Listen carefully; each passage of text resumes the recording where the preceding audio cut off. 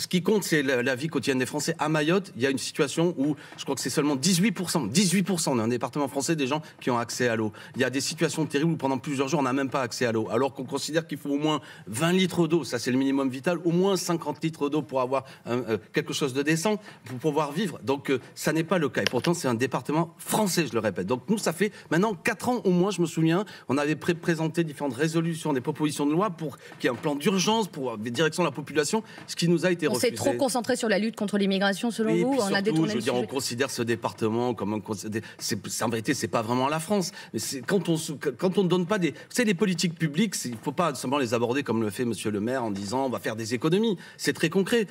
Bien sûr, c'est moins important, mais je prends l'exemple de la Seine-Saint-Denis. Je suis élu de Seine-Saint-Denis. Il y a une mobilisation actuellement pour l'école publique. Eh bien, vous savez ce qui est prévu pour la rentrée prochaine, 690 millions de moins pour l'école publique pour respecter des critères de 3% de déficit au niveau européen. Donc le 9 juin, on peut voter pour Manon Aubry pour dire non à ces politiques d'austérité qui fait qu'il y a moins de moyens pour l'école, moins de moyens pour l'hôpital, moins de moyens pour des services publics. Et c'est un peu la même chose à Mayotte. La Seine-Saint-Denis qui bénéficiera certainement des retombées des Jeux Olympiques qui se déroulent dans votre région. Eh bien non. L'héritage sera très faible.